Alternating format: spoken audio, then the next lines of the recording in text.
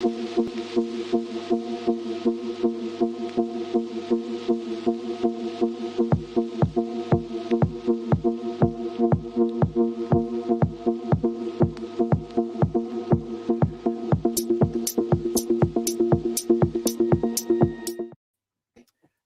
we're here Wednesday night, 9 o'clock. How are you all doing? Hey everybody. How's it going, mate? Good, mate. You? Yeah, lovely job. Lovely job. Been at work today, mate? I have, mate. Back to back, as everybody. Yourself? Yeah. Been in the salon today, mate. Doing my bit to contribute to the hairstyles of Brighton. Yes. Got some guests in with us already tonight. Tony, Candy, Angela, Lisa, Karen, Debbie, Gary, Jane, always with us. You guys are what I would say are our core membership of our Wednesday Night Lives. We love seeing your names pop up. With Gary, you couldn't join us last week. You were stuck in the salon, mate. So great to have you with us again this week. If you can hear my baby son crying in the background, that is because his mum's dealing with my eldest son. So he's getting a bit tired and ratty now. So if you can hear that for a minute, it won't go on forever. He'll be in bed soon. Good. Angela's with us tonight. Will come in handy after the lockdown hair color disasters. Sounds good. Hello, Sandra. Hi, Karen. Hi, Kerry, rather. Good to have you guys with us. Definitely. Paul, what are we doing tonight, mate? We are Pia's with us as well. Hello, Pia. Mate, they're all in the house. All in the house. So, yeah, it's great to have everybody. Sophia's with us. Sophia, good evening, my friends. Hello. Tatiana. Sophia works for Headmasters. I spoke to her in lockdown a couple of times. Yes, Tatiana's with me for a second. I'm cut out. But yeah, a lot of people in already. So hello, everybody. Thank you for joining. Will this video be saved? It'll be on my channel. But who likes the new branding? So we've got new thumbnail. We've got new branding. We had a new countdown. Me and James are putting a lot of effort into bringing these lives every single week and to just, make it as good as we can. So Mary Carr, hello. Hello, Mary. Is that Mary Carr that I work with, Mary? Mary, is that you? Put yes or no in the comments. I work with the Mary Carr. Oh, do you? So, yeah, I do. Yeah, maybe. Good stuff. Lisa Lewis. Hi, Angela. So yeah, what about the new branding, guys? Do you like? Yep, it's Mary Carr. Hi, Mary.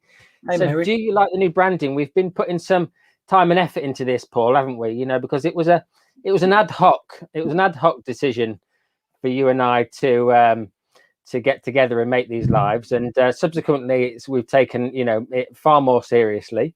I mean, hi Stacey. When we say seriously, we've still got our natural cavalier nature, but Paul's been working hard on the branding. So if you like it, let us know. If you would like to add your feedback, we would love to hear what you guys think, and if you would like to make any changes. Remember, this is your live, not ours. We do this for you guys. It's all dictated by you, what we do each week. So, why not have a say? Pierre liked it, which is great. Good stuff. So, Paul, what are we doing tonight, my friend?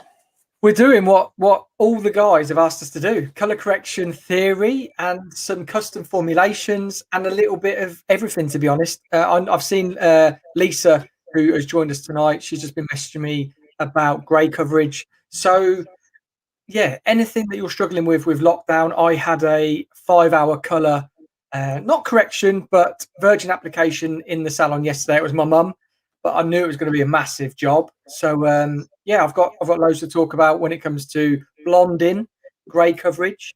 But yeah, me and James we love colour, don't we, mate? So we do. We love colour, yeah, for sure. So don't forget, if you've got any specific other questions, some people have messaged us already with questions like how to cover grey and better grey coverage techniques. So maybe we'll start with that, and then we'll roll into some more technical colour stuff. Loving the branding here, guys. Thanks very much. This is Paul's effort, the branding. He's done an absolute killer job. And the new thumbnails that you'll see from now on each of our channels each week will be or were designed by Paul, and we'll just refashion them for each and every episode. And so, yeah, good stuff. And in advance was fantastic. Thank you. Yes, good stuff. Thank you, Lisa.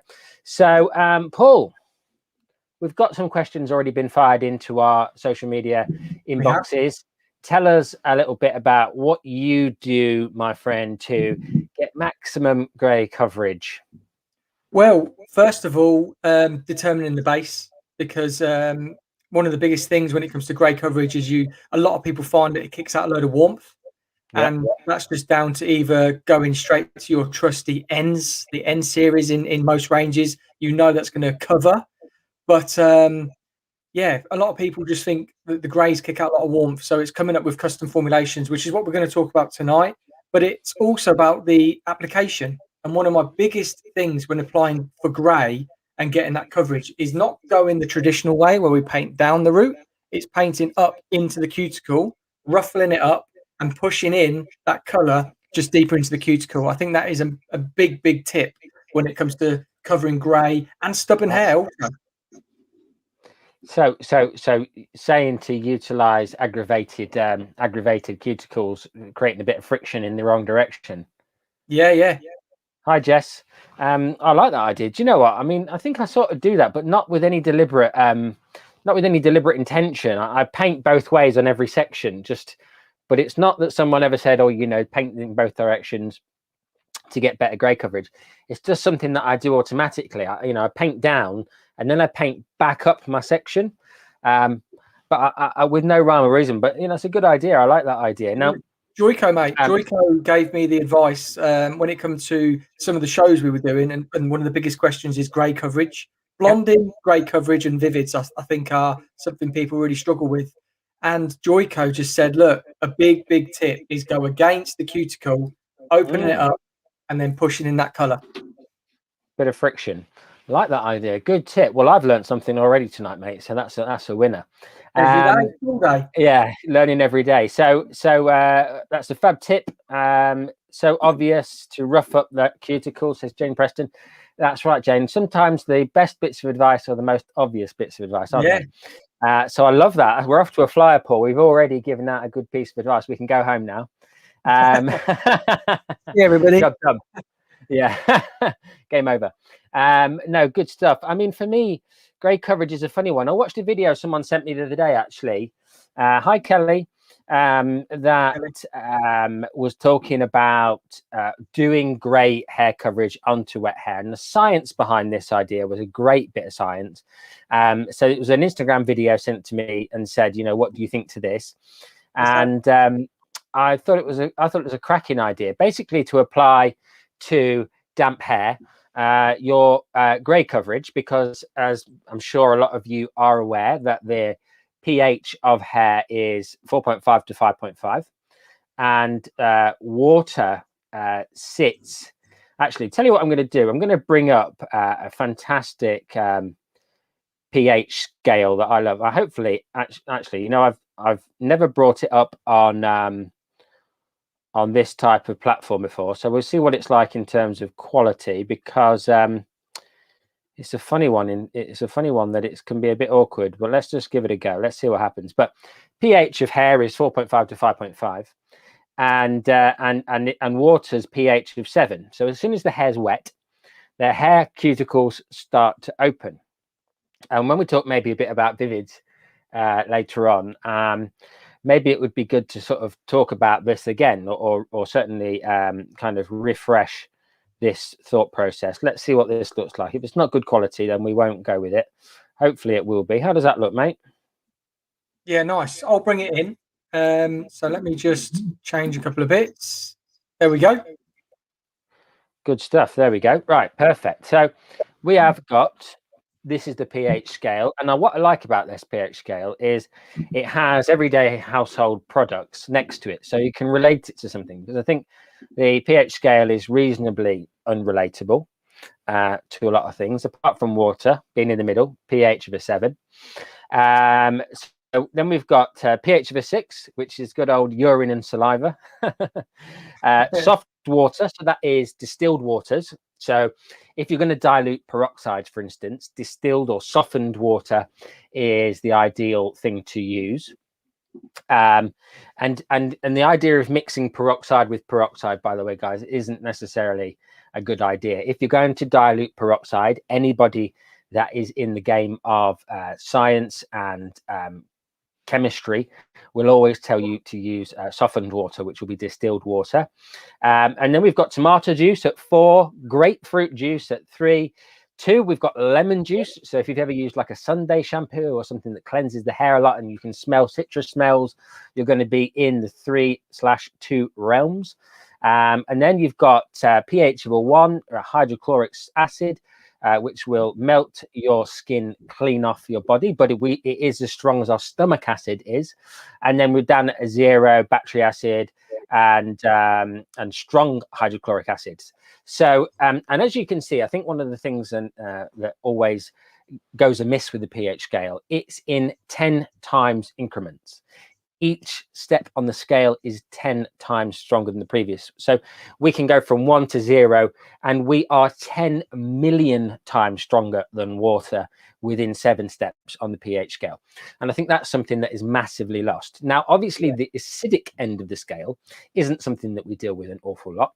We deal with the alkaline end of the scale. So going up from 7 up to 14. So we then seawater, for instance, more alkaline than because of sodium. Sodium is an alkaline agent. Salt opens the cuticle further. So anytime you put salt onto the hair, you will open and swell the cuticle. Sea salt sprays, things like that. Baking soda, more chlorine. The Great Lake, never been there. Milk of magnesium, ammonia solution. So ammonia solutions are not the peroxides. Remember, guys, your peroxides are acidics, and they live in the lower end of the scales, around the 2/3 end of the spectrum. Then we kind of move up. So the tint has all the power. So our bleach powders, our tints, our high lifts, they all have the power. They're the alkaline end of the scale. They're all sitting around this 10-11 position. Then we've got soapy water. Believe it or not, we're talking about a bar of soap, strong alkaline agent, hence why it cleans and can leave your hands feeling very dry and squeaky. Then we've got bleach, like bleach powder and oven cleaner, up at the 13-12 spectrum when we're talking about hair bleaches. And then we've got drain cleaning fluids again, as strong as hydrochloric acid at the other end, but at the opposing end of the scale, obviously, again, strong enough to melt your skin. In fact, from 13 onwards, oven cleaner can melt your skin without doubt. Hello, Wendy. Just, it's really, really important that we kind of acknowledge and recognize how this scale works. Wendy. And for me, it's a really useful thing to understand what we're doing. So the science behind the piece of information that I was sent made perfect sense. They were taking the hair from 4.5 to 5.5 up to 7, which would then open the cuticles, which would allow the color to penetrate into their hair further. And by putting it onto wet hair, and it didn't talk about this in the particular piece of advice, someone was sent me the video saying, do you think this is a good idea? I'm struggling with gray coverage. And the other thing that would do is it would dilute your peroxides. Now, it's not ideal to do this with water that is not pre-softened, but it would dilute your peroxide, making your peroxide stronger, giving you more deposit onto cuticles that are already open. I haven't tried this ideology, but the woman who delivered the information I would call creditable. So I'm desperate to try it. But I think it's one of those things that if you've got one of those clients who's very, very resistant and really struggles to get very, very good gray coverage, and you've tried everything, which we'll talk about some other options in just a second, this could be a good solution. I have got the perfect client in mind. She's coming in about 2 weeks' time, and I will be trying it. And as soon as I've tried it, and if it works, I will make a video all about it. So don't worry about that. But Paul, any other tips or tricks? What other things can we do, my friend, to get great coverage?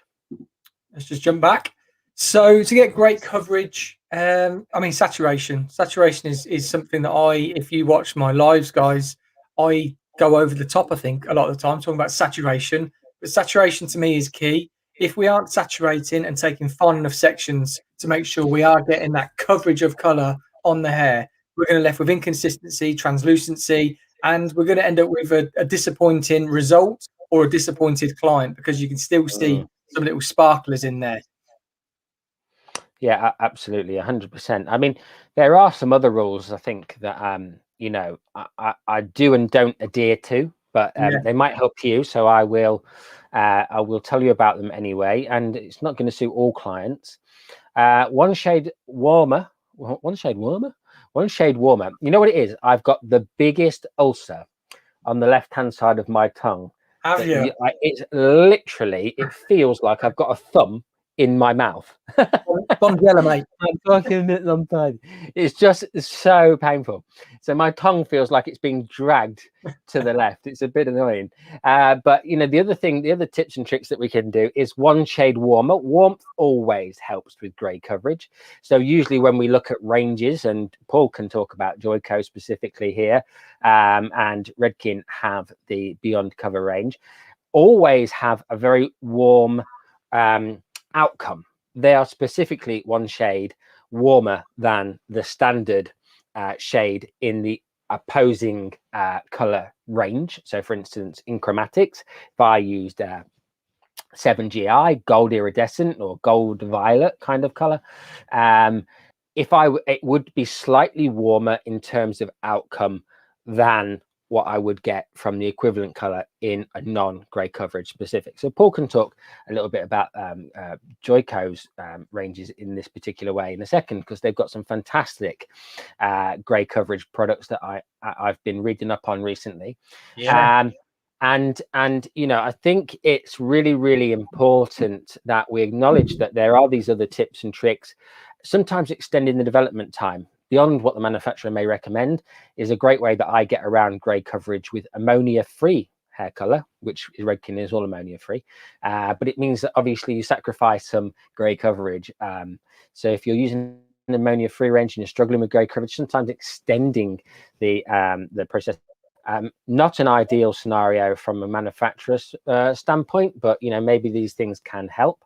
But one shade warmer and one shade darker. So by the time you've gone one shade warmer, you've automatically going to look a little bit lighter, because warmth color refracts light. It's truly difficult to talk with another thumb in your mouth, trust me. One shade warmer will create more light refraction, and therefore going one shade darker won't seem quite as dark. It will be a bit darker than maybe the client is hoping for, but if they want maximum grey coverage, these are sometimes good things to have in the bag. Paul, tell us about Joico's grey coverage line and what you'd expect to get from that. Yeah, so Age Defy has been the go-to for a number of years with Vero K-Pack color range. If you don't know, guys, Joico has two ranges: Vero K-Pack color, which is it is pure tone. So there's a lot of formulating and a lot of mixing in that range to create custom colors. If you class yourself as a real artist, it's a great range to be able to create really custom colors. And we also have Lumishine. And I think I'm all mixed up because of lockdown and what year is what. But I think probably 3 or 4 years ago, launched Youthlock, which is basically another. Stacey Maloney says Youthlock for the win. Yeah, there we go. Youthlock for the win. It's incredible. It's the newest range. So in Joico, I don't know if you know, so everyone always goes on about Plexis, Olaplex, Plexis, and Joico actually had the first ever Plex. And this is quadramine complex.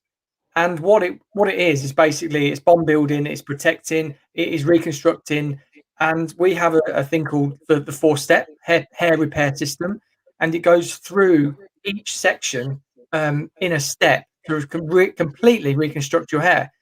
And that's what we have in our Age Defy. So we have the quadramine complex in our Age Defy, and in our Lumishine Youthlock, we have Argiplex. So we have two plexes that's across our whole range, which is working to reconstruct the hair, making sure that we soften it and that we reconstruct it. The difference with Youthlock is that it contains collagen. And collagen, what's Wendy saying? She's saying it's not a complex. No, which is what you get when you think you've got someone staring at your nose and you don't know why. Yeah. Your ears turn red. So yeah, that's what's in the colors. But to talk about the ranges of colors, so Youthlock is new or newish. with what we've got. We're adding to the shades. We've just launched NG, which is natural gold. What we first launched with was the NNs. You were talking plexes. We were talking plexes. We had the NNs and the NAs. So we've launched really cool. I know it was a joke, Wendy. We got it, Wendy. Don't worry. We were with you all the way. We knew. We knew. We knew. We I love was a just trying to make Paul feel uncomfortable. You're trying to give me a complex. Yeah. So with UFlock, it's the Lumishine family, and that is basically the collagen side of our color. But we had the NNs, the NAs, and now the NGs, and it is double the pigment. So what with grey coverage, that is often one of the things that we struggle with is getting that coverage, that blanket cover. And when we use the normal N or NA or something like, well, NNA, sorry, should I say, in UFlock. Whereas if we use the normal NA, we'd probably come against some sort of translucency, whereas we need that double shot of our pigment, which is the grey coverage. And when James is talking about the maybe going a shade lighter, sometimes a shade warmer, sorry. Yeah, a shade warmer. A shade darker and a shade warmer.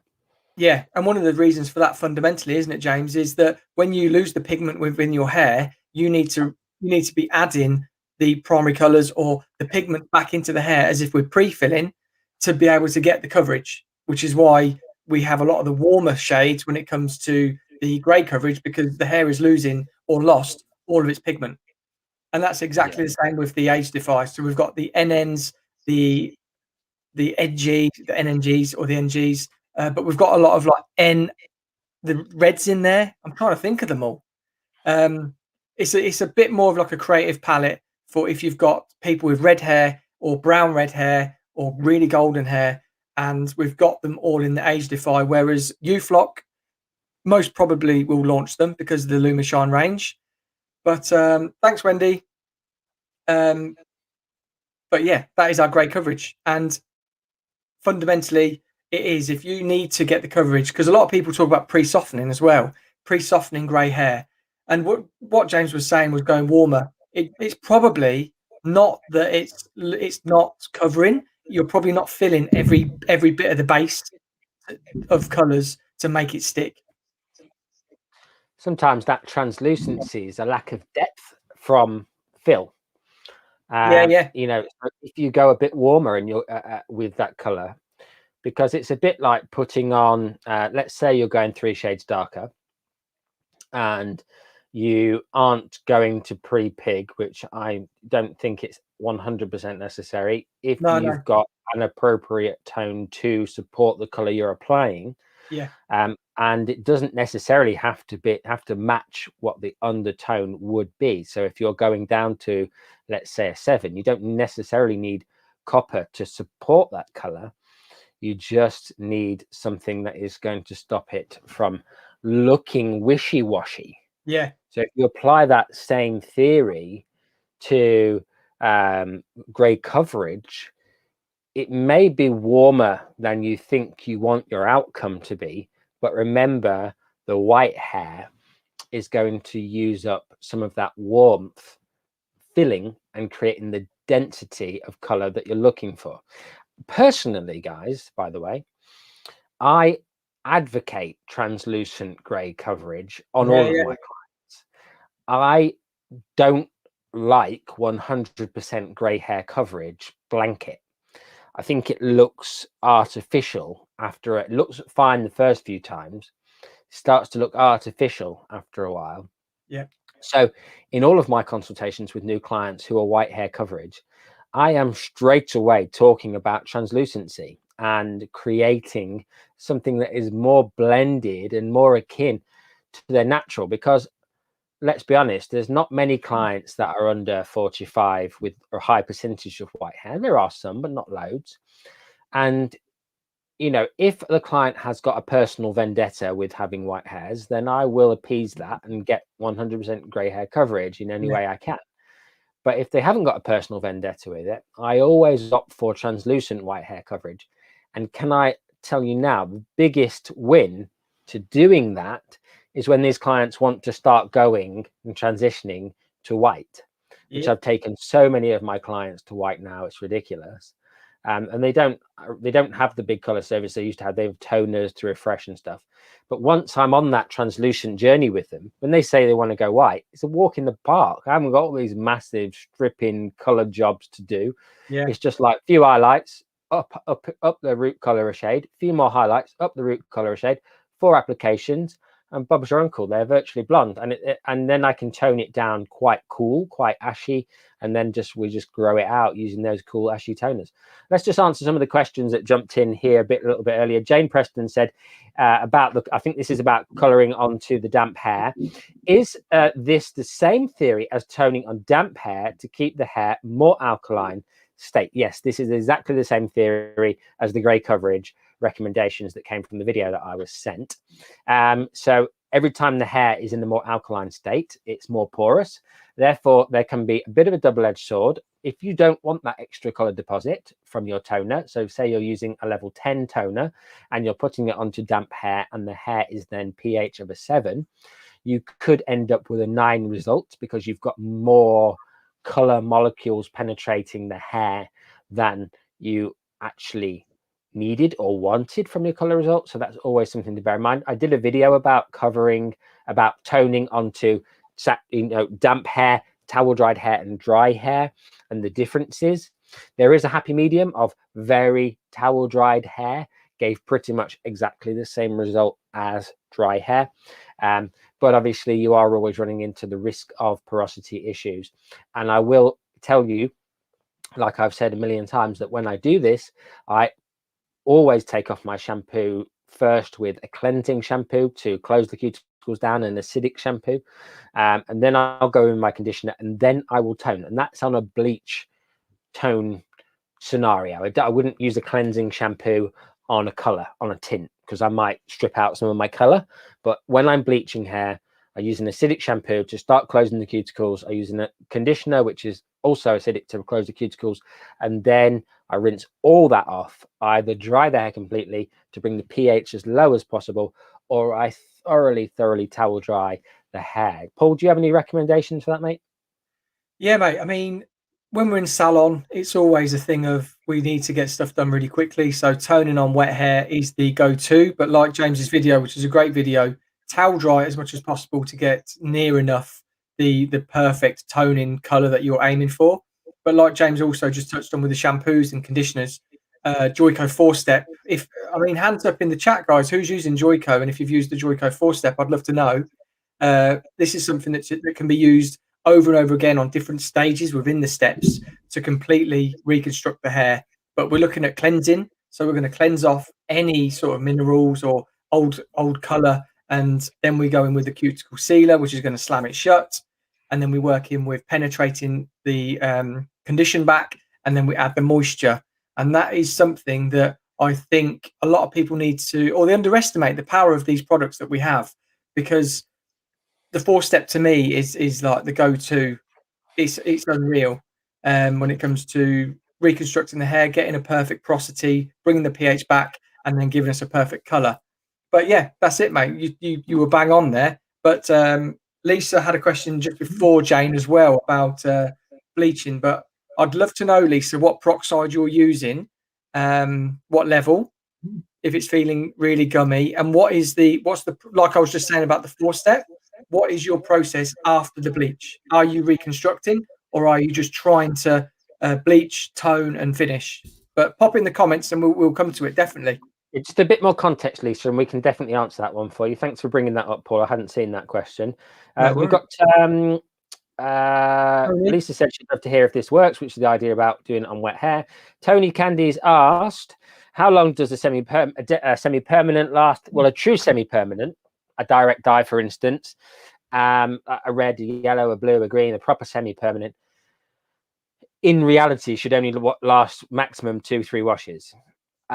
If you apply it to very porous hair, bleached hair, you can get the color sticking to much deeper inside the hair, because it's penetrating the cuticles much further. If you apply it to wet hair, which is something that you know, I'd mentioned previously about the idea of putting your grey coverage onto damp hair.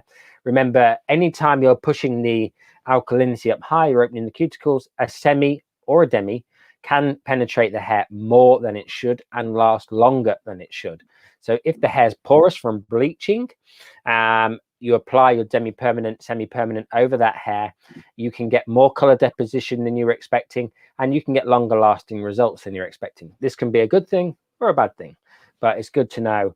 But yes, 2 to 3 washes, a true demi-permanent in between the two, or a quasi, as some people call them, which is a mixture of oxygenative dyes, like a permanent color, and a direct dye. It is basically a combination of both. You're probably looking up to a maximum of 25 to 30 washes, dependent on porosity. High porosity can allow the product to stick in the hair for much longer periods of time. Equally, it can spit it out much faster.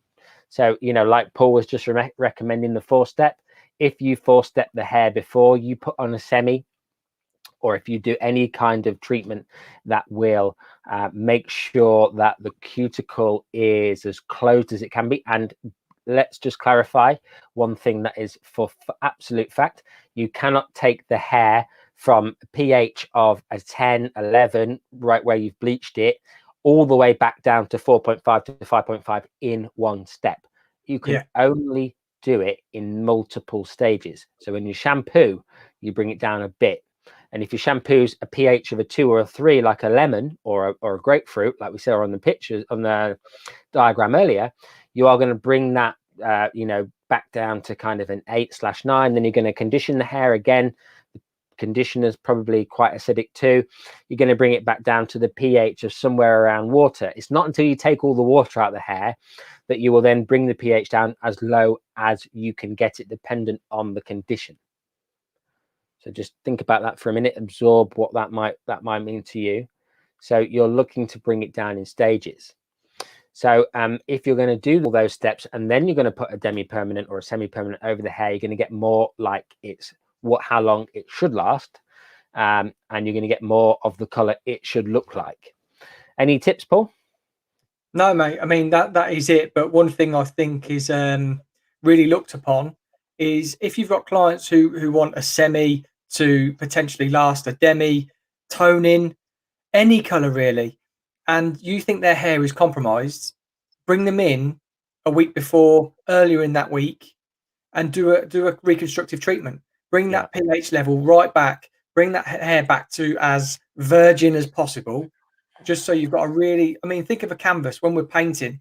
If we're painting on a perfectly white canvas, we're going to get the color we want. If we're painting on something which is like a sponge, we're not going to be getting that color that we want. So when we are looking at reconstructing hair and you think a client's hair is compromised, you can always just be truthful with your clients and say, look, you're wanting this color and your hair condition is here. We need to bring it to here. Bring them in for a reconstructive treatment and they will love you. I know it's an added cost, but if you can consult it in a way to say, look, your color's going to last a week if we don't, but it's going to last 4 weeks if we do, then they'll love you for it. Love it.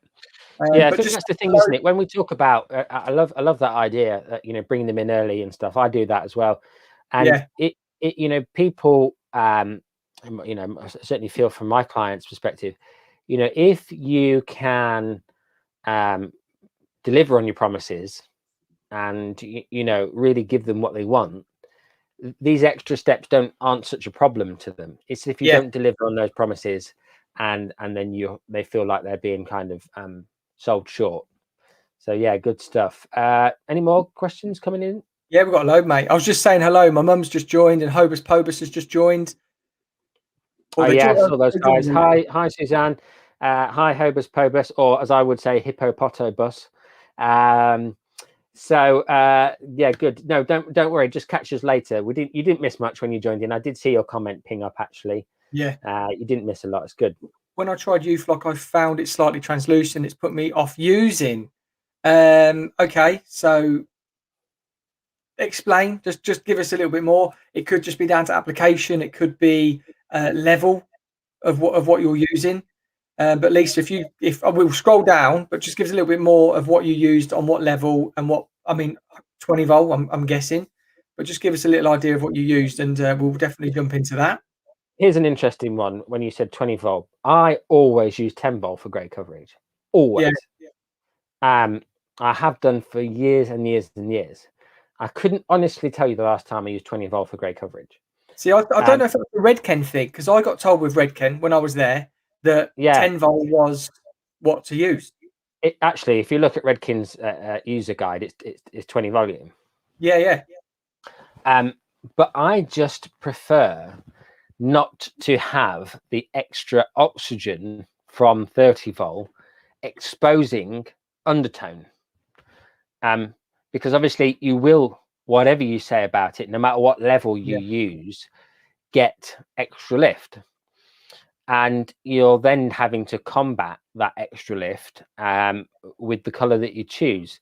So that's where I started using 10 volt. I started using 10 volt before Redken. I worked with Redken.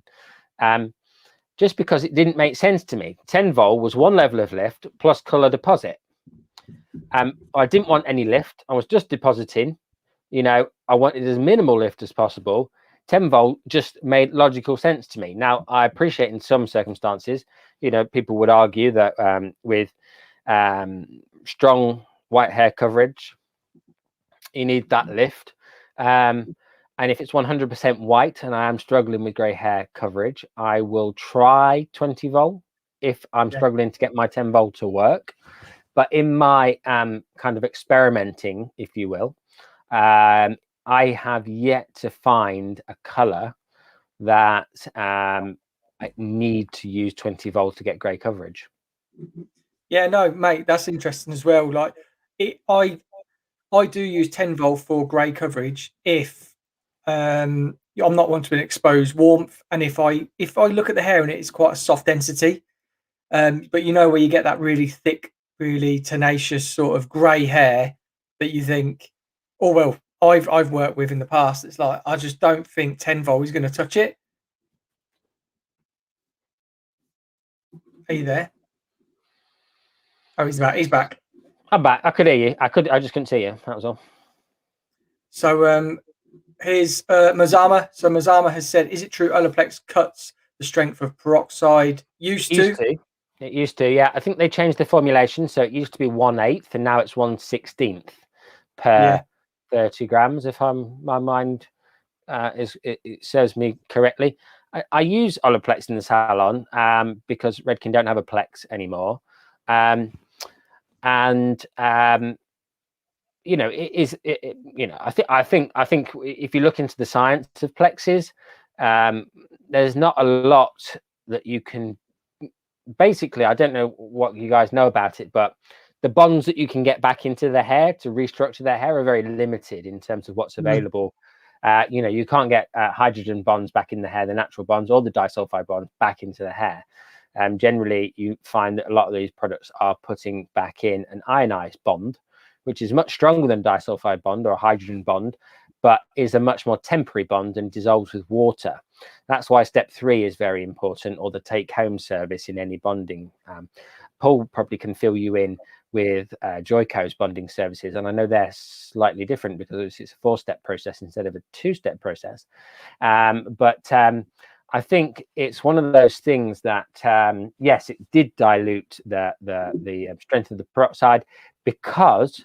And back to the pH scale, just chuck this on the screen, Paul. I'm just going to share the pH scale again. The thing about there she blows. You got her. Yep. I'm just trying to just slow down. There we go. Stuff. So if we think about where and what our pH of our bleaches, as you can see, it's in the sort of 12-13 realms in terms of alkalinity. Our peroxides are always acidic. Okay, so we're putting an acidic peroxide into an alkaline product. It's bringing the alkalinity down somewhat, but not by a huge amount. And then we're putting into that color another acid, which is what basically Olaplexes or Plex, you know, additives are. And a lot of them are then decreasing again the potency of the alkalinity, which is where the lift comes from. So it's not necessarily making the peroxide less strong, it's actually making the whole product overall more acidic. It's not as alkaline as it therefore was, and therefore it's not as powerful. So that's something to that. If you guys struggle to comprehend that, then I'll try and explain it in a different way. But in a nutshell, you're putting more acid into what is needs to be an alkaline product. Like, you know, we see up here where at 13, we're probably pulling it down to, you know, where ammonia solution lives, and therefore we're making it less powerful. So hopefully that helps. Perfect. I'm just going to jump into with the K-Pack 4-step hair repair system. So we have a step. We have 4 steps, and step 1 is a clarifying shampoo. This removes chlorine, minerals, and product buildup in the hair. Clarifying, leave it on for like 2 to 5 minutes, and then just rinse. We have step 2, which is cuticle sealer, which is a pH neutralizer to smooth the cuticle through. And then we have step 3, which is a penetrating reconstructor. This is to repair the damaged hair. And then step 4 is an intense hydrator, and it's just to really quench the hair of if it's feeling really dry. I'm just going to jump on to Defy Damage because I don't want to miss anything off, because we've got some new products as well. But I can't seem to find the Pro one because it's all changed. It's all been rebranded actually. But let me just jump to it. So Defy Damage is an aerosol Plex. If you go down that route, it's a frizz fighting bond protector. So Defy Damage Invisible Frizz Fighting Bond Protector, a multitasking conditioning spray that nourishes hair with an invisible cloak of protection against humidity, thermal damage, and pollution, delivering a hint of holding power and soft silky glow. Is that one? So I don't think that is the one. That's interesting about the frizz fighting side of that spray that you've just been talking about, Paul. For anybody that's kind of thinking about frizz and kind of combating frizz actually is better controlled by higher levels of protein than it is by weighing it down with moisture, because the frizz is usually created by a breakdown in the structure of the hair, or the structure of the hair naturally being weaker. So yeah, curly hair types, afro hair, for example, or very textured hair, depending on what you'd like to call it, is very naturally weak, and it lifts very quickly, but it breaks very easily. And that's why by nature it has a frizzy texture. So when we're thinking about controlling our clients' frizzy hair textures, sometimes we're better off recommending them a stronger protein shampoo than we are a higher moisture shampoo and conditioner. So that's something to definitely think about, because remember, the hair in general is between 60 to 75, sometimes 80% protein, as it's in a percentage out of 100%, 60 to 80% of it is protein. The rest is lipids, minerals, and keratins and stuff like that. So you've got to think, like, what is it predominantly made up of? It's predominantly made up of protein, so therefore the hair generally needs protein. So it's interesting they're talking about fighting frizz with a protein spray. So what we've got here is what is bond building. So with the bonds that we have, the disulfide bonds for structure and strength of the hair, perming, colouring, and lightening damage and break the chain as such. You've got the salt bonds, which are for strength, elasticity, colour and lightening. That's how they're broken. Hydrogen bonds, again, elasticity, prone to breakage when the hair is wet. So when we don't want to really stretch the hair out when we're combing through. That's why when we're detangling, working from the bottom and going up, so we're not going to stretch and break the bonds. But I've just jumped onto here just to tell you a little bit more about Joico's Defy Damage spray. So we've got a smart release system in it, and this is all about the amino acids that need to be put back into the hair But Joico's new Defy Damage Pro series harnesses the power of 3 proven hair heroes, along with intelligent smart release technology that I was just saying about. This is all available. If you guys are looking for a different alternative to Olaplex or any Plex that you use, I would 100% recommend Defy Damage. Not just because I work with Joico, but because it's so quick and easy. Aerosol spray, spray it in, and color straight over the top. What it does is it protects the bonds during, before, and after color and lightning services. So yeah, I mean it's my go-to when it comes to bond protecting and making sure that the colors are just super smooth, super shiny, super healthy. I mean, Paul for ages used to wear his hair straight, and since he's been using 4-step, his hair's gone curly. So I mean, if that's no better advertisement for the lustrous curly hair that he's got plonked on the top of his head, I don't know what is. So let's get some more. So Hobus Pobus, if you don't have the right color, can you use a lighter shade and just leave it on longer? Use 7 for a 6, or would it fade quicker? I wouldn't really recommend it, purely for the fact that if you're wanting a 6 and you're going to be using a 7, I mean, leaving color on. One of Joico's things that I work with Joico is that you don't really get it dropping down to a 6. But if we're still talking about grey coverage, you're working on a higher level with the white hairs being lighter. But yeah, to be honest, if you haven't got the right color, I wouldn't say using a 7, leaving it on for longer would give you a 6. Yeah, that's true, dependent on what's delivering it. So if it's delivered by ammonia, ammonia will burn out. So if it's an ammoniated color, then ammonia will burn off or stop working, and therefore stop delivering the color molecules in the same fashion. So you don't tend to get as much over deposit. If you extremely over process any color, you will get maybe half a shade if it's ammoniated. But if you're using something that has a different type of ammonia, for instance, molymethanolane or MEA that is in Redkin chromatics, you will get continued deposit. You will get continued deposit from Shades EQ because it has no ammonia no ammonia. And so therefore, if it's non-ammoniated color, you could leave a 6 on for an extra 10 minutes. A 7, and it would be somewhere near a 6. It probably wouldn't be a 6, a true 6, a rich 6, because you don't have the tonal quality.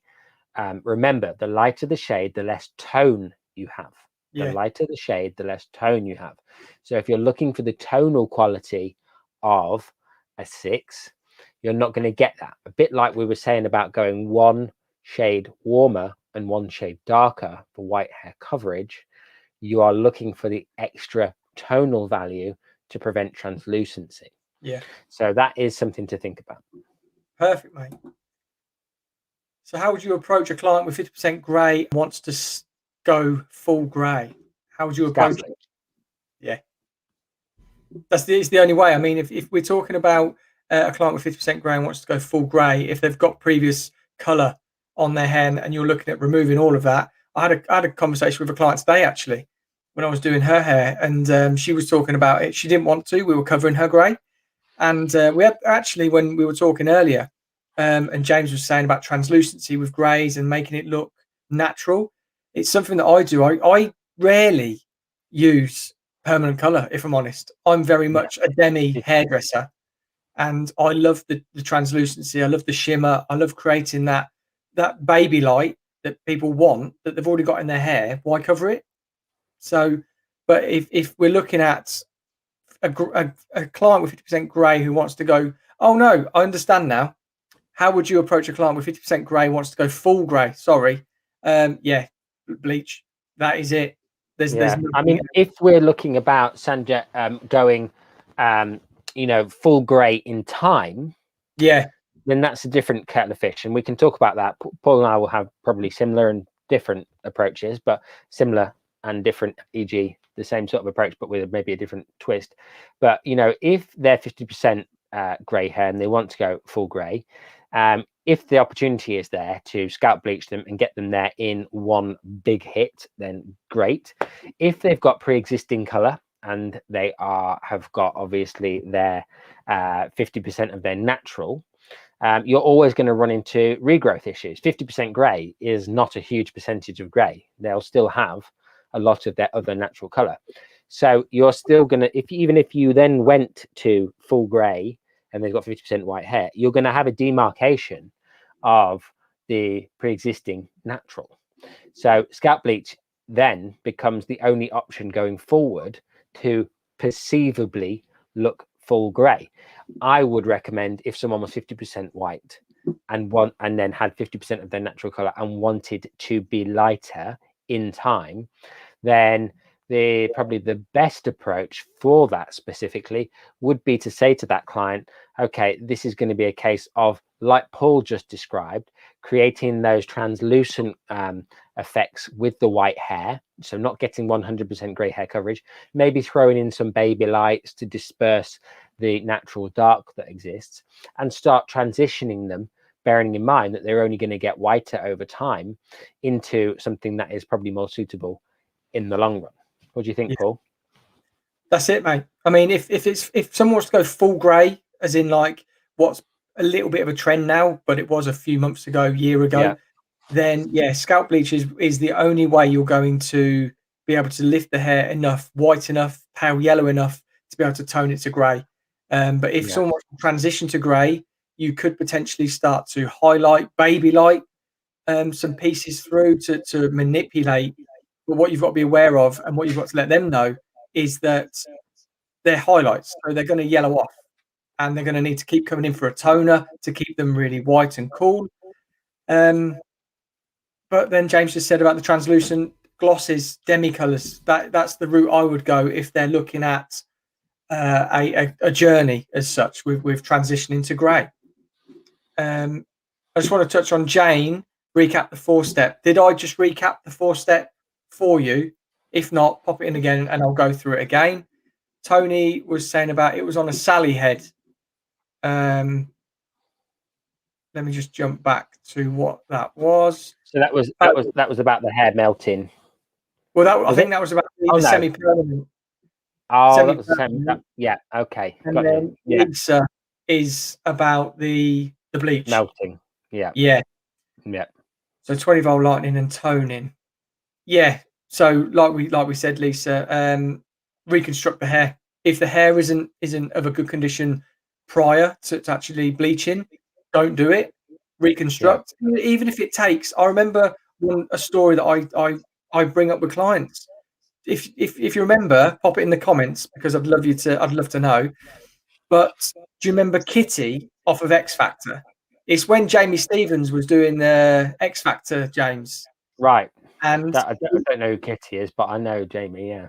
Yeah. Well, no, I was just really interested because she was in the show for I think like 6-7 weeks, and he only coloured her hair once, and it's because when she joined the show, her hair was so battered with bleach that he said I can't do anything with it, and he treated it for something like 5 weeks before he could actually colour it. The week he coloured it, she got booted off. She was wearing wigs previous to that. But that is what I'm saying. If the hair isn't ready to bleach, then you have to get them in for a treatment regime, send them away with aftercare, and make sure that they know the investment that they have to do with their hair for you to do your job to the best of your ability. I think that's the thing, Lisa, and anybody else that, sometimes, we can struggle with confidence to say to the client, no, you can't have what you want. Yeah. But if you're going to be truly professional about it, then you have to be able to sit there and say, unfortunately, at this present moment in time, I can't help you. Yeah. I'd love to. I can't give you what you want, but I can help you get there. And, because you've let them down, but then you've given them a solution. If they don't want to take that solution, then you have to also then be brave enough to just say, okay, thanks guys, but no thanks. Okay. Job done. Because you don't want the heartache of them not liking it. Yeah. Because it's not nice. We've all been there, Paul and I have probably got countless stories of Yeah. going into colouring scenarios that we should have walked away from. And as we get older in the tooth, we don't make those mistakes, you know? Well, explain better, isn't it? That's the thing. Consultations, they're the well, we talk about it so much, mate. It's the biggest, it's the best tool that we have. And Best tool. when you're a young stylist, we're not in the industry of saying no. We're in the industry of trying to please and make people feel great and beautiful. But there's those instances where we have to say no, like James was just saying. Absolutely, yeah, 100%. So yeah, be brave, guys. Just say no. If you can't do it, you can't do it, and you don't want to leave their hair feel like chewing gum, do you? And also would also say, you know, bleach and 20 volume, really study the manufacturer's guidelines on how to use their product. I know Yeah, they're all similar, but some brands have some interesting and quirky rules to follow in terms of processing times, mixing ratios. I did a whole video on using scales. Make sure you know what strength your peroxide and powder ratio is. Some recommend 1 to 2, 1 to 1.5, 1 to 2, 1 to 3. Some have a range. If you want to know more about it, I made a video, as I said. Go and watch it. Not now. Stay with us. Stay. tomorrow. Yeah, tomorrow. But you know, it's really important that you understand your manufacturer's guidelines, guys. Here's a question for you, mate. With the Redkin range, do color kickers, can they be used as neutralizers? Yes, yeah, you can put Shades EQ color kickers to neutralize, and this is something that actually I wanted to touch upon a little while ago. A brand that does crazy colors, if you will, got in touch with me. Not crazy color, but does those kind of let's call them fantasy colors because I prefer that. Does those fantasy colors, got in touch with me, and I had talked about in one of my videos doing using a direct dye as a corrective color. So I was talking about neutralizing green. I used a very, very pastelized direct dye plus conditioner to neutralize this greeny tinge in blonde hair, and it worked really well. And so they got in touch with me about, you know, making content potentially around the idea of using you know, direct dyes as kind of other than, you know, vivids. It never transpired, but it was interesting that, you know, that they'd like to go down that route, and it's something that I've done for a while. In fact, you know, I previously worked with a great hairdresser, came from not another salon, but had worked for Josh Wood before. His name's Corey, and it was him that I've, you know, first saw doing that, and it was like, oh yeah, that's a great idea. Yeah, And I, you know, I do it quite a lot these days, you know, just to sort of correct, you know, funny hues in people's hair, really quickly, really simply. And so, but you could use kickers in exactly the same vein. I've just preferred to put my kicker in my color. So if you wanted to use, you know, let's say you wanted to use 10N JDQ, and you put like 1 drop of some red kicker in it, you know, you would create a level 10 kind of pinky minky level 10. That would also help to neutralize any green tones, maybe from chlorine or, you know, whatever reason they've got green in the copper piping. So yeah, you could do that. great tips, mate. Lisa just said it's probably because saturation. But Lisa, let us know. Get back on the youth lock and just apply more products. And if it does help, I'd love to know. Just comment on one of our videos and let us know. There's a few more. So Jane says she agrees with you with 10 volt. And then we've got Angela also. She uses affinage, always 10 volt for grey coverage. Tony says, how good is Welloxin? Welloxin. Is that a hybrid of Weller and Nioxin? Haven't Maybe. used it. Or haven't No. used it, Tony. Sorry, I can't help you with that one, unfortunately. Is it a Plex? Is it a thinning hair product? What is it? Yeah, I don't know. Pia, interested. I'll try myself. Oh yeah, 10 volt. Yeah. Could you recap using toners on grey hair? So, what would you like to know? I mean, is it creating grey hair as a color, or is it toning out yellow that sometimes creeps into grey hair, or is it just using a demi color overall to change the tone? If you could just let us know a bit more, Saj. Can you read anything into that, mate? No, you think you've a little bit more context in terms of how you want to use that would be great. We can definitely help you with something. Kelly, do you not find you need 20 volt with depositing reds on resistant white? I've mostly converted to 10 volt, but only when not a red shade or more than 25% scattered white. Yeah, I think obviously you expose undertone with more undertone, and if you're going red, it doesn't matter. Yeah, You know, that is it, isn't it? yeah, It yeah, supports it basically. yeah. That's it. It gives it more oomph. Tony's just said Joyco shampoo conditioner fixed my hair after a few weeks of using it. My head feels a lot better. Oh, great stuff. My mum loved Defy Damage. She does love Defy Damage and Four Step. Hey, I do. Paul. I phoned Paul on Tuesday. He said I've just dropped my mum off. I've been doing her hair all day, I said, "What was you doing?" He said, "She's got like level 5 roots, like really dark level 5, ashy, and she's like platinum blonde." Yeah. He'd been putting the shifting on his mum's hair. What a hero, eh? What a hero! I would have taught my mum into a few highlights and a brown tint. Yeah, it was a shift. I No mean, wonder she likes yeah, Defy Damage, Paul. She's got all that bleach work going on. yeah. I mean, it is over on my Instagram, guys. Let's plug our Instagram a minute, mate. So mine's at paulwatts.life and at paulwattshair. My at life one is my journey, and there's a video reel of my mum's hair over there if you want to go. And James, I'm just at the Life of Hair one. Yep, it's all hair. I don't post a lot on Instagram, but every now and again I'll throw up a little bit of information.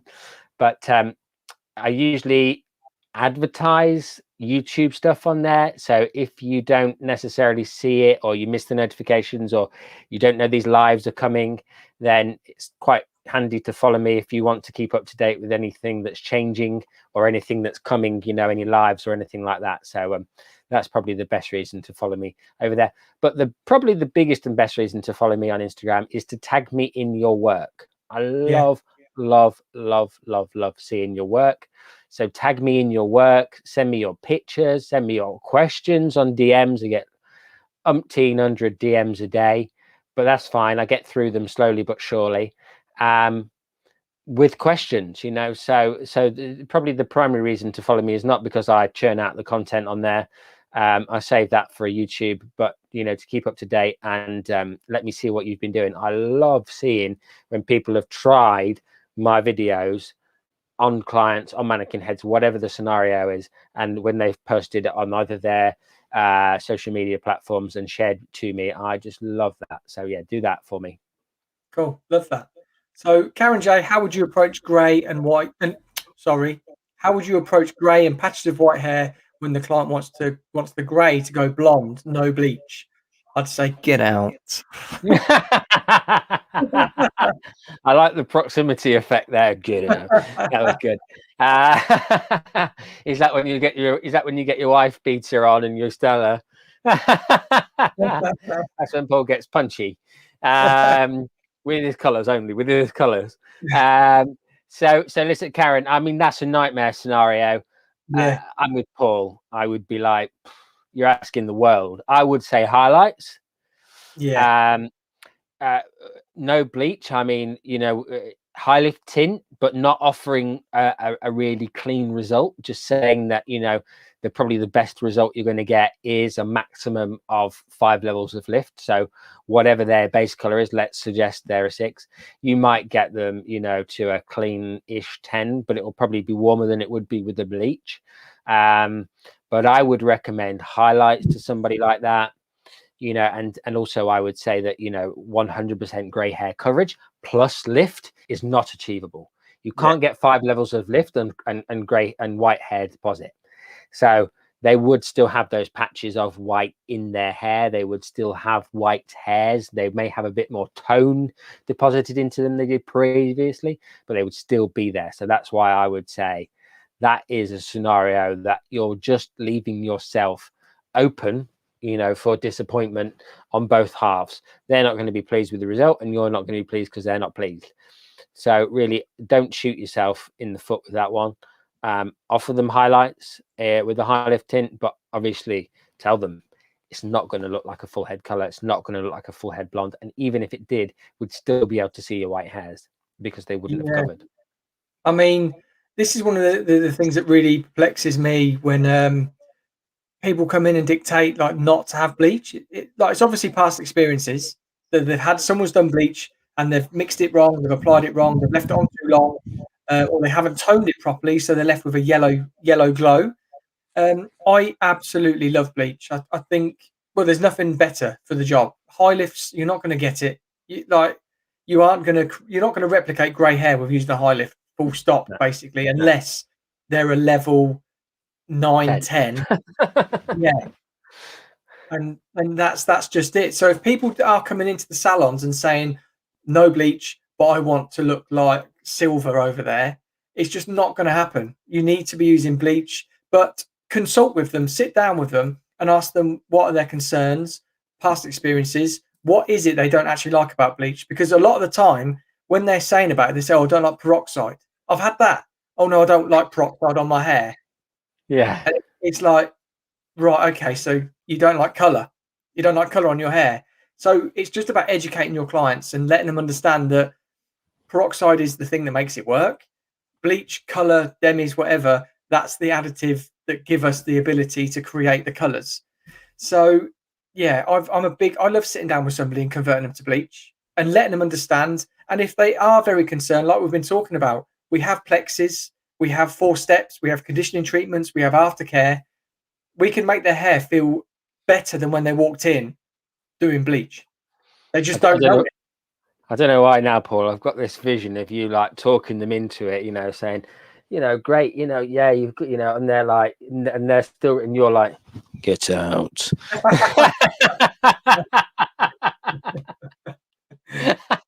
No, I don't.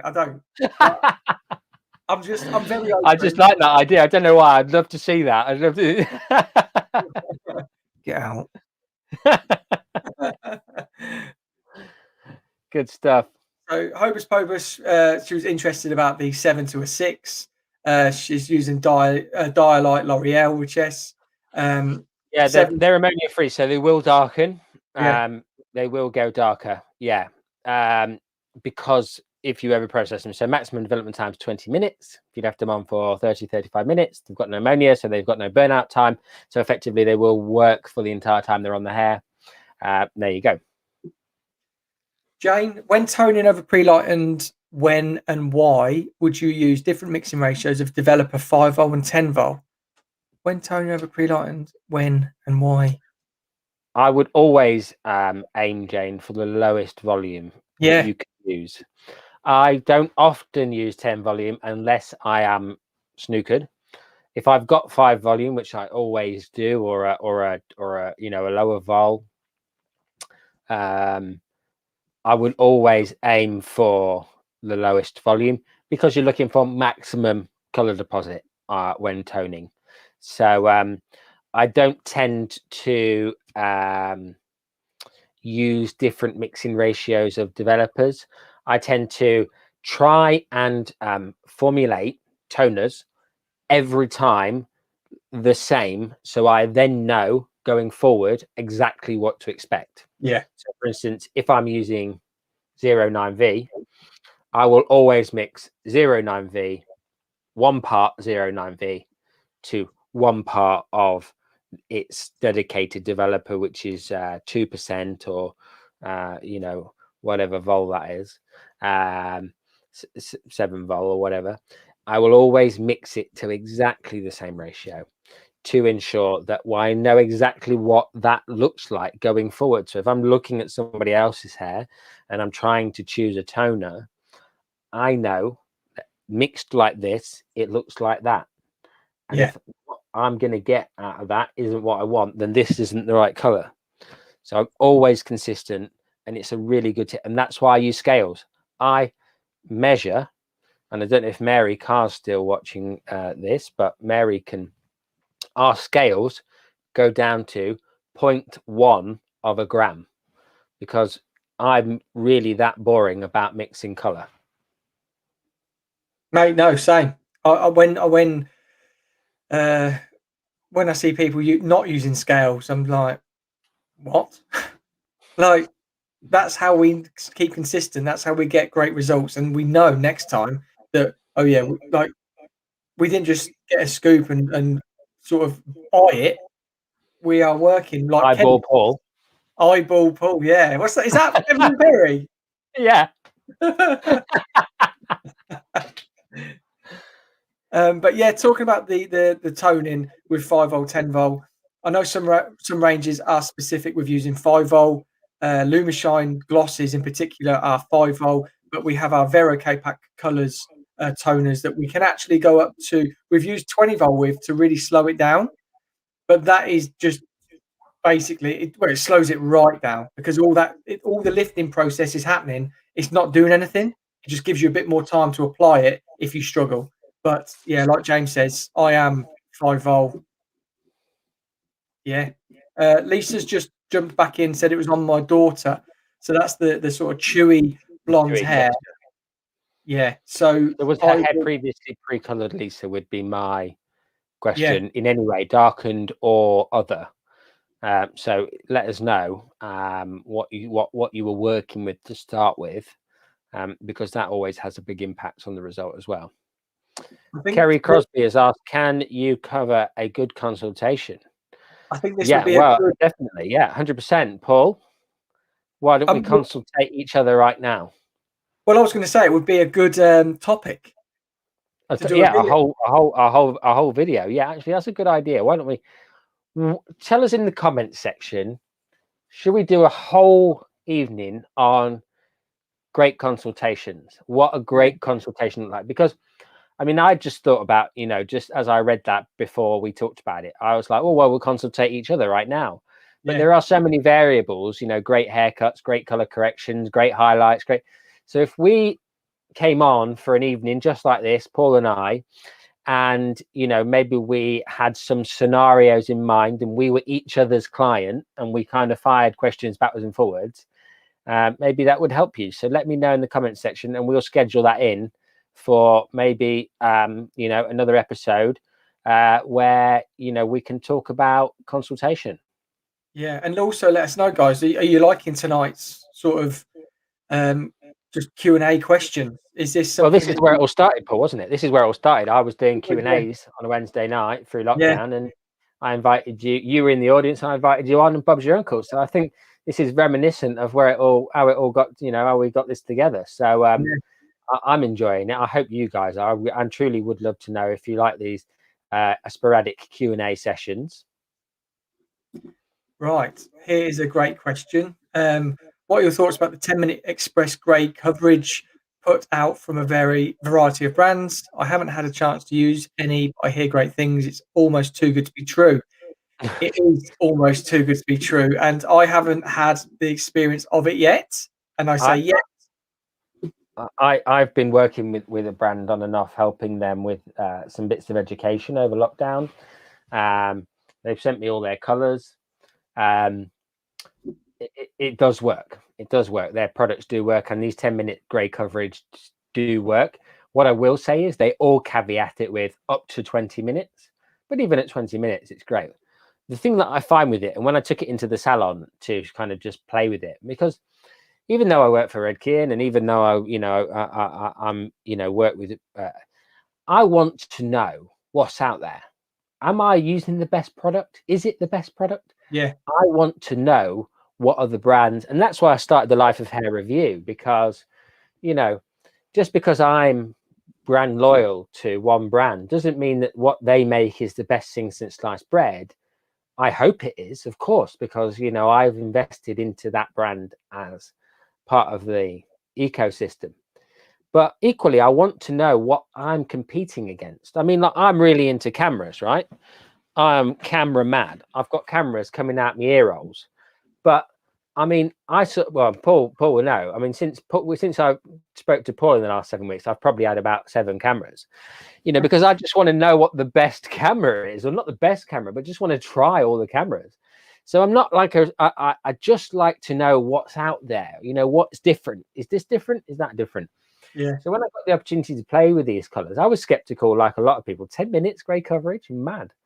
But it does work. They do work. What I will say is you've got to change everything about your column. You Yeah. could fit more people in the day, but your salon schedule goes right out the window, you know, because if you've got processing time in the middle of 10 minutes and you've got a cut and blow dry, you need an assistant, you know, to take off that color. Now we've stopped working with assistants in the salon.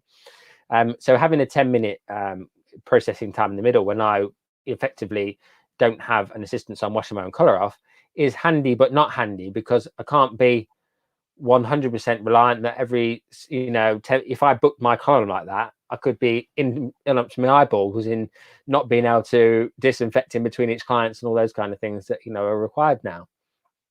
So yeah, they are, you know, they are a fantastic thing, but it really does mean changing the way you operate.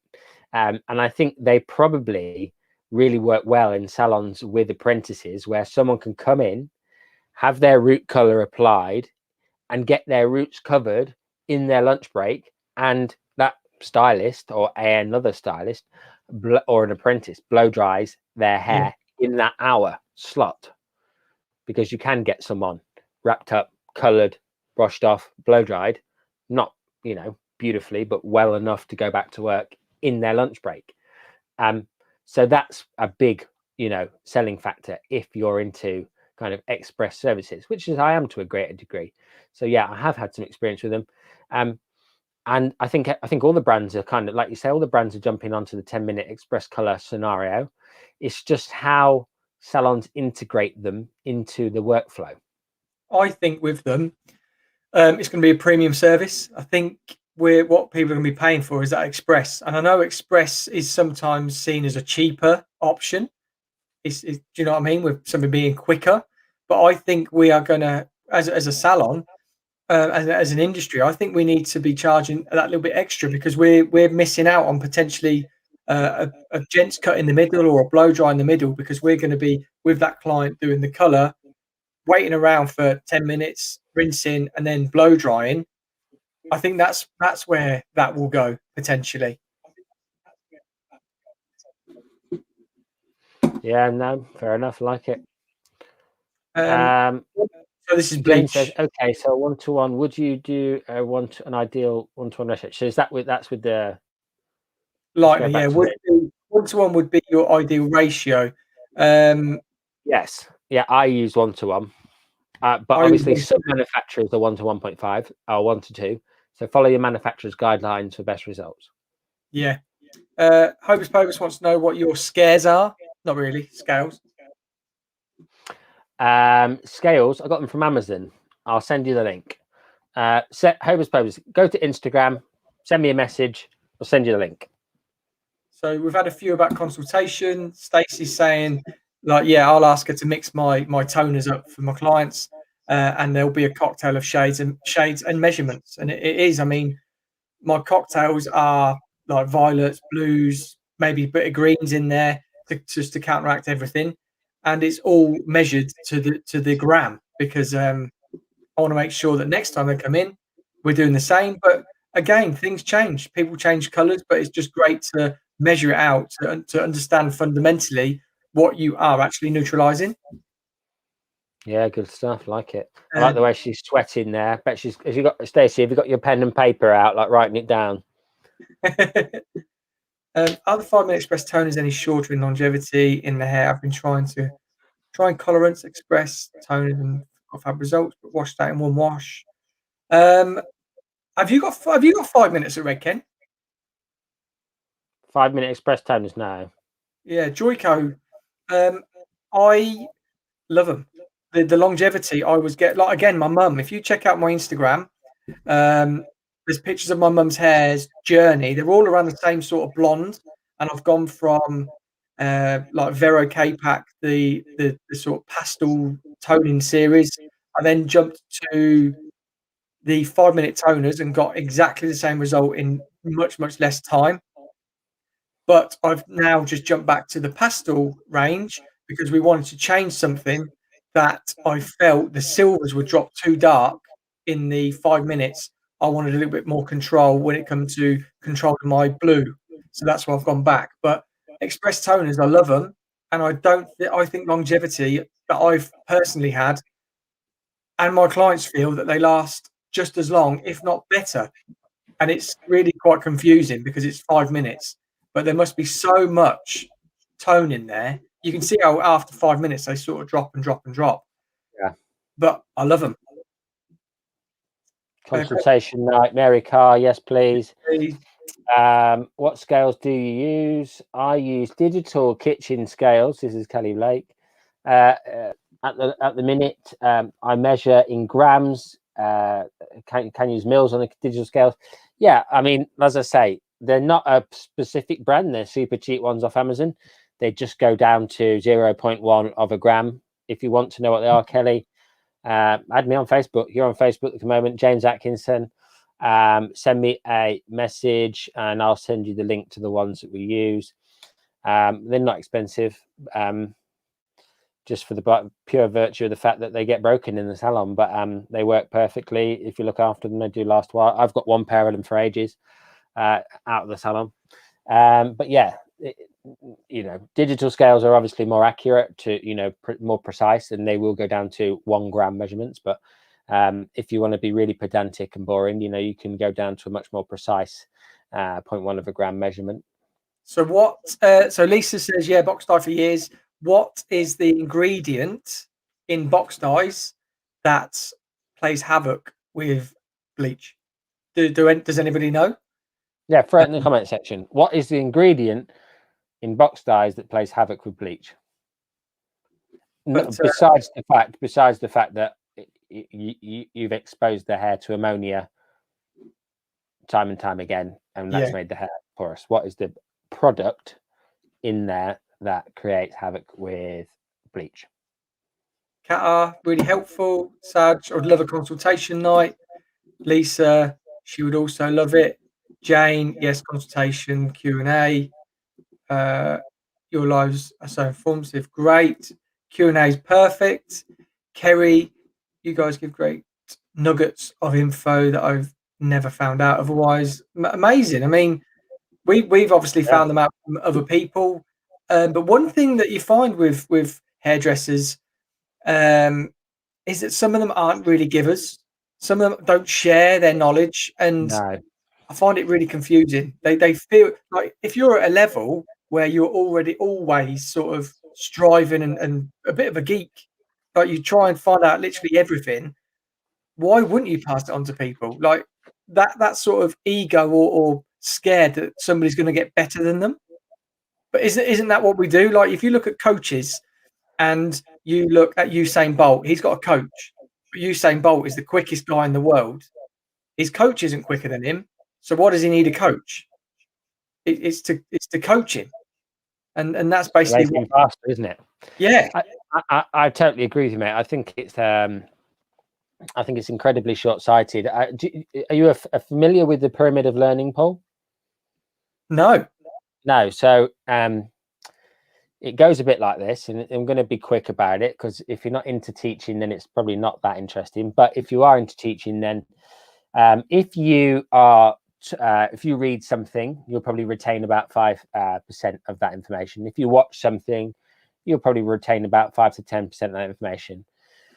Going down the pyramid to if you teach something, if you're the teacher, you will retain 90% of the information.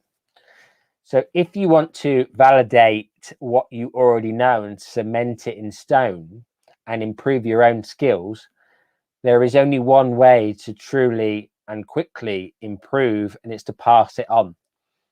And that's to anybody. The minute I could help somebody when I was an apprentice, the minute I felt like I could pass on a nugget of information to a fellow apprentice, or whatever it was, I was right there. I mean, that goes right back to before I played, when I played golf. I would be walking along the practice ground, watching someone, block the ball right over and over again, identify what was wrong with their golf swing, and offer to coach them and just say, "Can I coach you a moment?" you know, and of course, you know, it's free coaching, and I was, you know, they knew who I was because I was of a high standard, and they were grateful for it, you know, and I would fix their block, you know, in a couple of seconds and walk away, and they were thrilled, you know. And I think if you want to truly understand something, just share it with anybody, share it with your colleagues, share it, you know, did you know this, did you know that, you know, have you seen this, have you seen that, and any nuggets that we give to you through these lives, pass them on for us, please. Yeah. You know, you don't have to credit us, you know, own them, repackage them, sell them on, you know.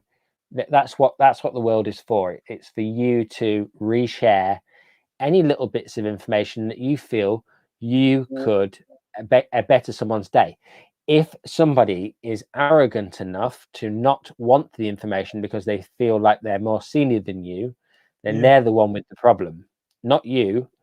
You are only identifying a problem or identifying something that could be better because of your own personal investment in time, energy, and effort in educating yourself. And you only feel it. So never be offended if people take it the wrong way when you offer people information. But, you know, you can announce information as well. It's a great way of remembering. I saw this the other night. People may not acknowledge the fact that they think it's a great piece of information because you do have a lot of bravado from people, but they might sit there and go, "I never knew that. Oh, that was good. Oh, that Kerry, she's getting smart." You know, so try and share your information as much as possible. Metallic salts. That was your question, Paul. Yep. Yeah, we've got a few of them. So yeah, I mean, it's an absolute nightmare, and it's when people often. I mean, this is going back to that question we had earlier, where no bleach. They've probably had past experiences where there's been a friend has said they've had box dye on their hair, they've gone to a salon, their hair's melted. They could have even had it. This is the problem that we need to educate our clients with. And again, during lockdown, people have used box dyes because they're there for a reason. Like they serve a purpose, but they are one size fits all. And they have these cheaper ingredients that are there to create the overall product and finish that doesn't really lend itself to us at all. So again, it's down to consultation. And with going back to the question, Lisa, your daughter's hair feels really gummy is because the bleach, the professional bleach, is reacting with a box dye, which contains all of these ingredients that basically counteract what we're trying to do, which is a nightmare. But this is why we say strand tests, porosity tests, elasticity, and then we also say about reconstructing the hair before we do anything. Yeah. Yeah, good stuff, Stacey. Literally, when I first started, I had to ask a few times, so I didn't muck up. I love that, muck up. That's like proper northern. You're like proper northern, Stace. No, I didn't muck up. But it helped me play around with my own toning mixtures for my clients. Yeah, good stuff. Good, like it. A pen and paper when you're an apprentice. You know, pen and paper is so useful. We used to get our guys to write down you know, and it helps you know, relax the clients a little bit, you know, if we're asking them to mix up colors.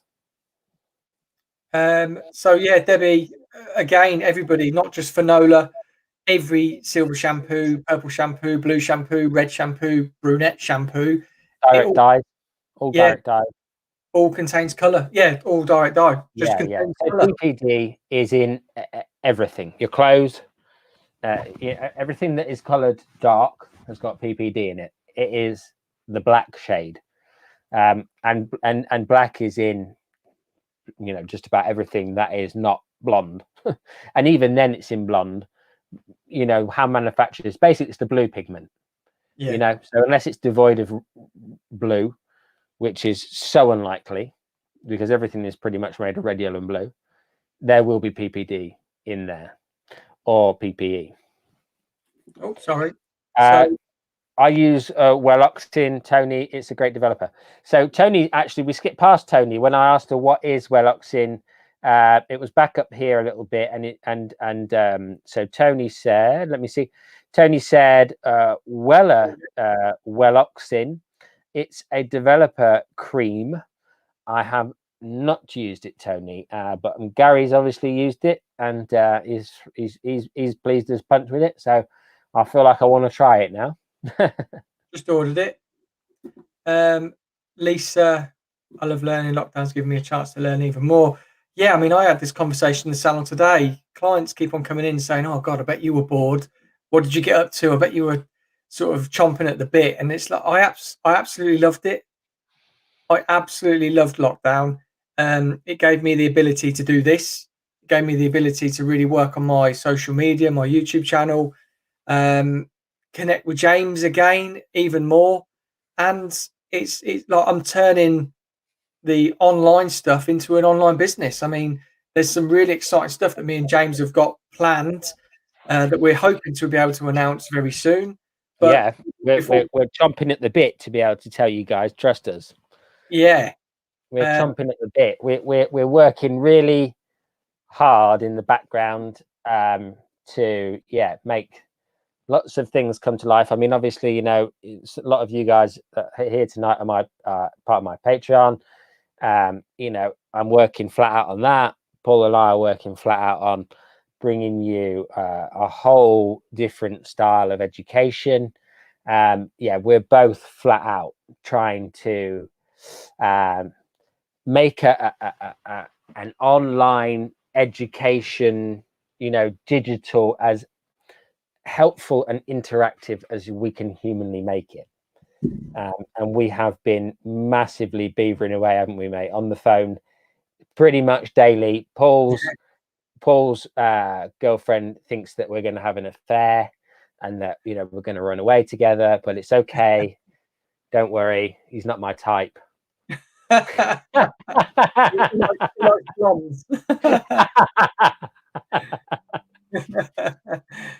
But yeah, I mean, yeah, that's true. I mean, we have been working tirelessly, and like we said at the beginning, we've been in the salon. Like all you guys, we prep all of this. We come back. We want to make sure that we're giving as much information as useful information as well. Which is why, again, if you want in the comments, guys, there's a few people still in here. Let me know what you want me to do next week with the color, because James is going to send me the mannequin head, and I'll be doing a color live next week. So let me know in the comments. Actually, we'll also, if we do both do it, we'll both do a poll on both of our channels, the same poll of what you want to see. So then we can get a good gauge of what people want to see color wise. But let us know in the comments as well, just so we've got a bit of an idea. But yeah, we have got some really exciting things that we're just praying at the moment. It's all up in the air at the moment, but we can't say anything. But we've been sort of chewing our hands off to allude to it, but I don't know. We've let it out of the bag slightly tonight. We didn't kind of mean to. We don't want to. But even if those things don't pull off, we're going to find some other way of helping you guys out as much as we can. Yeah. But Lisa's gone, so thank you. See you next week. Bye, Lisa. Kat, it's good that it's fun too. Yeah, I mean, yeah, I don't think we're both very similar, and we're both just a bit goofy. Yeah. I'd like a lilac grey next week. Okay, what's the mannequin? I can't remember what the mannequin is. It's a level 7 with a pink bit in the front. Oh yeah, okay, got my work cut out.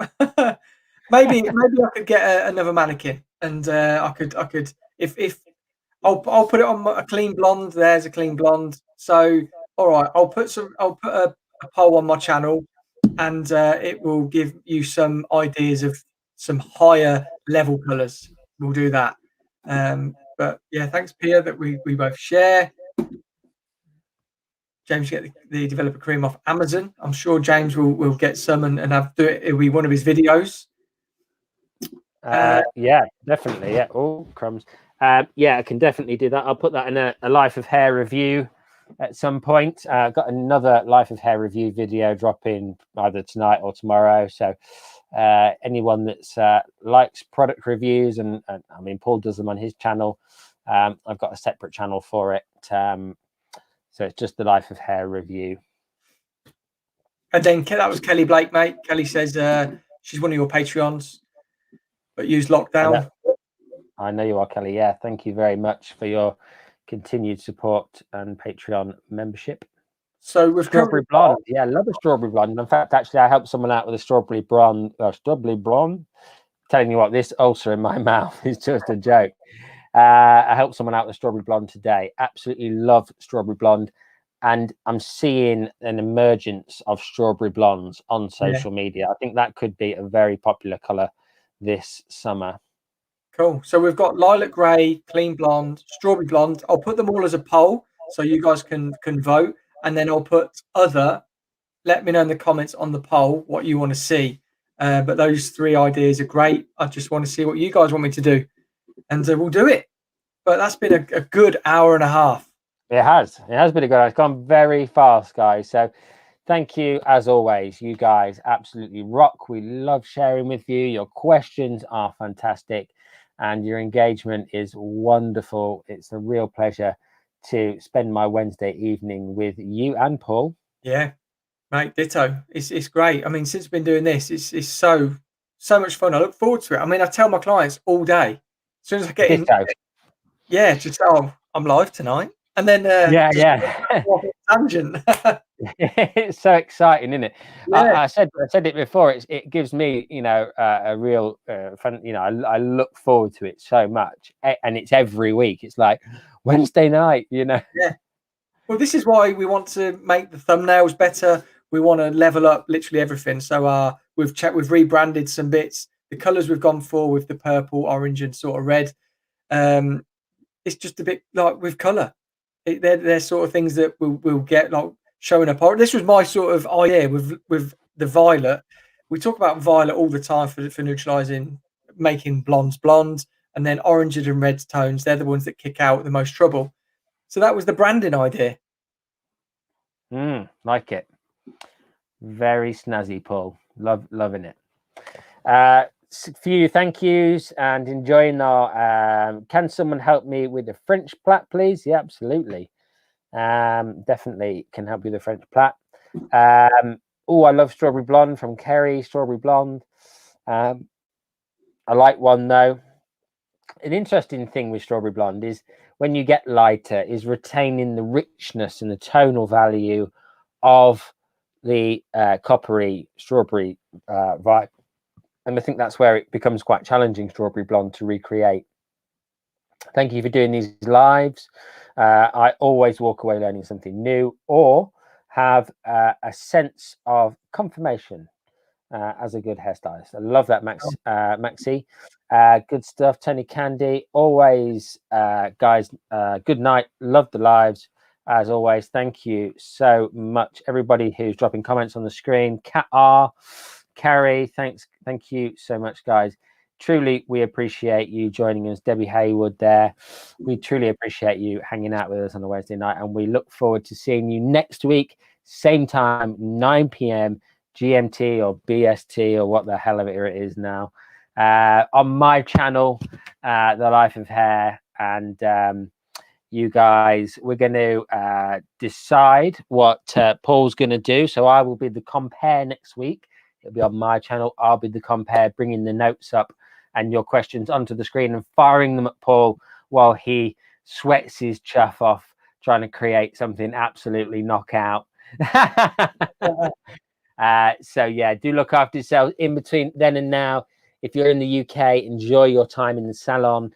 If you're anywhere else in the world, equally enjoy your time in the salon. But I'm sure it's the novelty factor for the UK contingency is still high. In about 2 weeks' time, they'll feel like they want to go back into lockdown, probably. Yeah, but yeah. The way people are behaving, we might end up back in lockdown. So yeah, there's a good chance. I'm not actually even going to joke about that, guys. Let's just rewind. I didn't say any of that. No, we're just going to carry on. We're going to stay out of lockdown. We're going to continue to do what we're doing. But yeah, James said it all. Thank you, everybody. It's always a pleasure. I'm so glad we did this. It's just been so much fun and meeting all you guys. And again, thank you for all of James's subscribers that have come over to my channel and are commenting. It means a lot. I really appreciate it. And spending these Wednesday nights with you guys. So yeah, catch you in the next one, guys. Ciao.